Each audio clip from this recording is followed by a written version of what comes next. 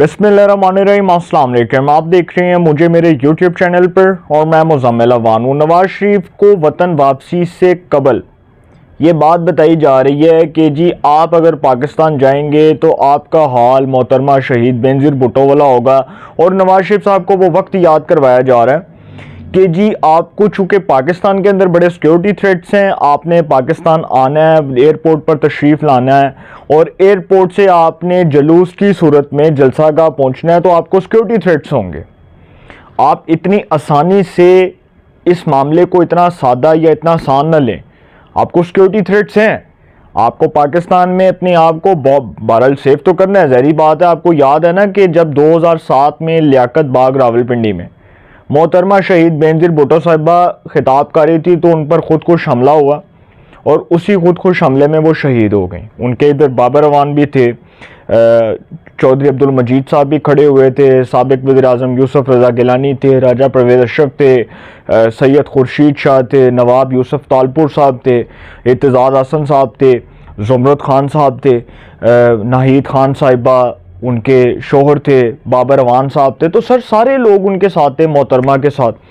तो मोहतरमा के ऊपर भी इसी तरह हुआ था क्योंकि 2007 पाकिस्तान में वो साल था जब नवाज शरीफ और मोहतरमा शहीद बेनज़ीर भुट्टो साहिबा ने मुशर्रफ को इक़्तिदार से निकालने के लिए, उसका इक़्तिदार से रास्ता साफ करने के लिए NRO किया, नेशनल रिकन्सिलिएशन ऑर्डिनेंस किया, चार्टर ऑफ डेमोक्रेसी किया, मिसाके जमहूरियत किया और दोनों पार्टियों के उसके ऊपर दस्तखत थे मिसाके जमहूरियत के ऊपर के दोनों पार्टियां बैठी और उन्होंने फैसला किया कि मुशर्रफ को इक़्तिदार से कैसे किक आउट करना है। 2007 में जी लाल मस्जिद का जो ऑपरेशन था उसके बाद मुशर्रफ इंतहाई गैर मकबूल हो चुके थे और उन्होंने अपने इक़्तिदार को तूल देने के लिए इस बात को बेहतर समझा कि वो मोहतरमा शहीद बेनज़ीर भुट्टो साहिबा के साथ डायलॉग कर लें, मुज़ाकरात कर लें, जिसमें वो नाकाम हुए क्योंकि मुशर्रफ इक़्तिदार के आखिरी अयाम में इस बात की आखिरी हद तक कोशिश करते रहे कि किसी तरह उनके इक़्तिदार को तूल मिल जाए, उनका इक़्तिदार जो है उसको एक्सटेंड कर दिया जाए। लेकिन सर जब लाल मस्जिद हुआ, फिर वो जजेस की नज़रबंदी वाला मामला हुआ, तो मुशर्रफ साहब जो हैं उनका इक़्तिदार दिन ब दिन कमज़ोर होता गया, उनके हाथ से गेम निकल गई और गेम ऐसे निकली कि उनके इन गलत और इन बौंडे इक़दामात ने उनको यहाँ तक ला खड़ा किया कि नून लीग और पीपल्स पार्टी के पास वो तमाम मवाद इकट्ठा हो गया जिस पर उन्होंने खुलकर खेला। और मुशर्रफ साहब ने जिस मोहतरमा शहीद बेनज़ीर भुट्टो को साइड पर किया, जिस नवाज शरीफ का इक़्तिदार से रास्ता साफ किया, वही बाद में उनके लिए जानलेवा साबित हुए। उन्होंने ही पकड़कर मुशर्रफ को इक़्तिदार से फारिग किया। आपको याद है ना कि सुप्रीम कोर्ट का फैसला था 2007 का कि मुशर्रफ या तो बतौर आर्मी चीफ कौम को रिप्रेजेंट कर लें या बतौर सदर मुमलिकत कौम को रिप्रेजेंट कर लें। तो मुशर्रफ साहब को जी वर्दी उतारना पड़ी और वर्दी उतार कर उन्होंने बाद में बतौर आर्मी चीफ इस बात को बेहतर समझा कि वो अब इस ओहदे से फारिग हो जाए और फिर उसके बाद जनरल इशफाक परवेज़ यानी चीफ ऑफ आर्मी स्टाफ बने। वो भी मुशर्रफ के दस्ते राज थे और मुशर्रफ के करीबी और वफादार दोस्तों में शुमार होते थे। तो जनरल इशफाक परवेज़ कैनी साहब को वो स्टिक थमाई गई और मुशर्रफ का मुंह देखने वाला था उस टाइम कि मुशर्रफ का इक़्तिदार कैसे ख़त्म हुआ। फिर सदर मुमलिकत जब मुशर्रफ साहब सदर की कुर्सी पर बैठकर सियासत कर रहे थे, तो इसी तरह 2008 में जो इंतखाबात हुए उसमें पाकिस्तान पीपल्स पार्टी ने कामयाबी हासिल की सिंध के अंदर और वफाक के अंदर। वफाक के अंदर हुकूमत बनाई पीपल्स पार्टी ने। तो पीपल्स पार्टी का ये फैसला था कि आसिफ अली जरदारी साहब को सदर मुमलिकत बनाया जाए। आसिफ अली जरदारी साहब से हलफ लिया परवेज़ मुशर्रफ ने और परवेज़ मुशर्रफ साहब फारिग हुए। तो सर उनका इक़्तिदार ऐसे ख़त्म हुआ। इसी तरह नवाज शरीफ साहब जो हैं जी, अब उनको ये कहा जा रहा है कि आपको पाकिस्तान में चूँकि सिक्योरिटी थ्रेट्स हैं और आपने पाकिस्तान जाना है तो आपको अपनी सिक्योरिटी को मद्देनज़र रखकर जाना होगा। एयरपोर्ट से आपने जुलूस की सूरत में जब जलसागाह पहुँचना है, क्योंकि कहा जा रहा है ना कि नवाज शरीफ साहब ने जलसागाह जाना है, तो उनको अपनी सिक्योरिटी जो है उसको बहुत जो है वो मोहतात अंदाज से उसको देखना होगा और देखना होगा कि उनकी सिक्योरिटी कितनी सख्त है, क्योंकि सख्त इंतजामात किए जाएंगे तो उनकी बचत होगी ना। तो नवाज शरीफ साहब को ये जी कहा जा रहा है कि आपको उनको बेसिकली मोहतरमा शहीद बेनज़ीर भुट्टो साहिबा के अंजाम से डराया जा रहा है। नवाज शरीफ साहब को अगर मैं आपको सही बताऊं तो उनको उनके अंजाम से डराने की कोशिश हो रही है। फिर दूसरा, नवाज शरीफ जी 3 बार इस मुल्क के इलेक्टेड प्राइम मिनिस्टर रहे। पहली बार उनकी जो हुकूमत थी उसको सदर गुलाम इसहाक खान ने बरतरफ किया। दूसरी बार उनकी हुकूमत को एक dictator general retired Pervez Musharraf ने उनकी मुंतखब हुकूमत को 2/3 अक्सरियत से मुंतखब जमहूरी हुकूमत का उन्होंने तख्ता उल्टा परवेज़ मुशर्रफ साहब ने, क्योंकि नवाज शरीफ साहब चाहते थे कि परवेज़ मुशर्रफ को रास्ते से साइड पर कर दिया जाए। और उस वक्त के जो DGISI थे उनको नवाज शरीफ साहब आर्मी चीफ बनाना चाहते थे। वो ज़ियाउद्दीन भट्ट साहब आई थिंक थे, उनका ज़िया भट्ट साहब नाम था उनका।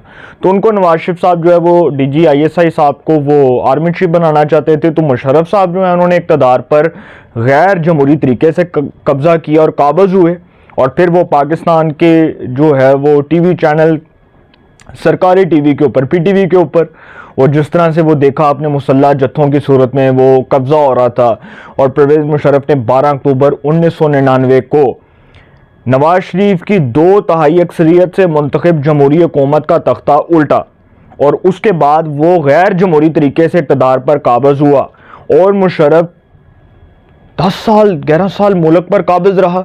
उसने 2007 तक हुकूमत की। और तीसरी बार नवाज शरीफ साहब को एक इंतहाई बौंडे अदालती फैसले के जरिए इक़्तिदार से हटाया गया। और वो फैसला था कि जी पनामा का केस था, आपने बेटे की कंपनी से तनख्वाह नहीं ली, पूरे कहते हैं ना कि सारी रात रोंदे रहे थे, मिलिया कुछ नहीं।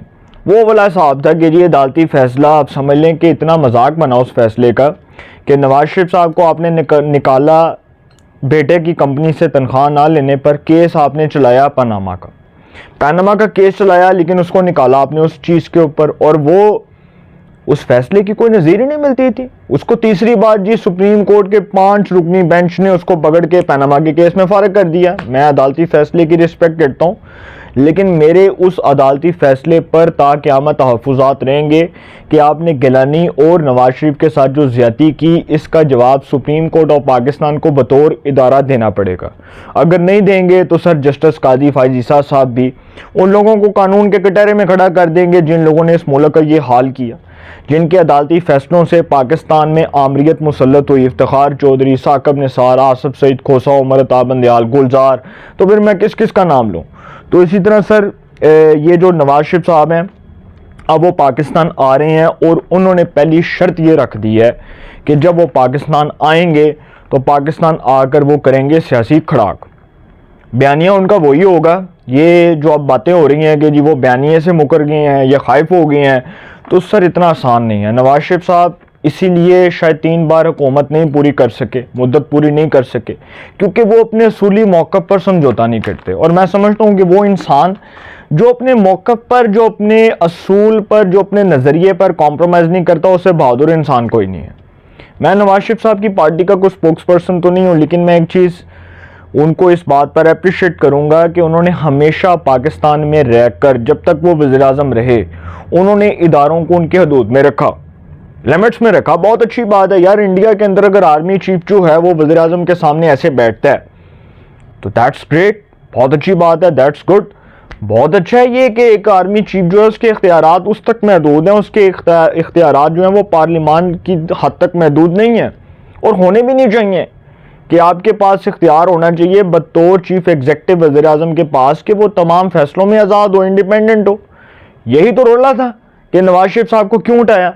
और पहले जब सदर गुलाम इसहाक खान ने बरतरफ किया, फिर उसके बाद मुशर्रफ ने उनकी हुकूमत का तख्ता उल्टा बतौर जो है वो जर्नैल, और फिर तीसरी बार उनको एक अदालती फैसले के ज़रिए फारिग कर दिया गया। तो चौथी बार वो जो वज़ीर-ए-आज़म बनना चाह रहे हैं उसमें उन्होंने बहुत सख्त शराइत रखी हैं और इंतखाबात उनकी वापसी से मशरूत हैं। इंतखाबात जो 2024 में होने हैं वो उनकी वापसी से मशरूत हैं। वो आएंगे तो इंतखाबात होंगे, नहीं आएंगे तो इंतखाबात डिले हो जाएंगे। ये खबर है जो मैंने आपको दी, लेकिन ये बताने का मकसद ये है कि नवाज शरीफ साहब जो हैं वो अभी भी उतने ही पॉपुलर हैं जितने वो पहले थे। उनके वोट बैंक में बेशक कोई इक्का दुक्का फ़र्क आ गया हो, लेकिन वो 3 बार इस मुल्क के इलेक्टेड प्राइम मिनिस्टर रहे। आप किसी को चोर कहकर निकाल सकते हैं इक़्तिदार से, लेकिन आप साबित भी तो करें आपको ये इल्ज़ामात भी तो साबित करें। क्या नवाज शरीफ साहब जो हैं वो वाहिद लीडर थे जो इतनी बार इक़्तिदार में रहे? अगर वो इक़्तिदार में रहकर इस मुल्क को बतौर वज़ीर-ए-आज़म रिप्रेजेंट कर रहे थे तो सर उनके अच्छे कामों को भी सपोर्ट करें, उनके अच्छे किरदार को भी सपोर्ट करें, जो उन्होंने अच्छे इनिशिएटिव्स लिए उसको भी सपोर्ट करें, उसको भी अप्रिशिएट करें। तो नवाज शरीफ साहब जी आ रहे हैं और उन्होंने आकर फिर वही बयानिया बनाना है। और मैं जिस नवाज शरीफ को जानता हूँ वो अपने असूली मौक़िफ़, अपने सियासी नज़रिए से पीछे हटने वाला नहीं है। आगे क्या होता है आई डोंट नो, लेकिन मैं आपको एक चीज़ बता दूं कि नवाज शरीफ साहब को जितना मैं जानता हूं, जितना मैं उनकी पॉलिटिक्स को समझता हूं, वो अपने असूली मौक़िफ़ से एक कदम भी पीछे नहीं हटेंगे। ये बात मैं आपको लिख कर देने को तैयार हूं सिग्नेचर्स के साथ कि नवाज शरीफ जिस बात पर डट जाते हैं उस बात पर डट जाते हैं, वो एक कदम भी पीछे नहीं हटेंगे। अपनी राय का कमेंट्स में ज़रूर इज़हार कीजिएगा। इंशाल्लाह एक नए सेगमेंट के साथ फिर मुलाकात होगी। अपना बहुत ख्याल रखिएगा। आला निगहबान।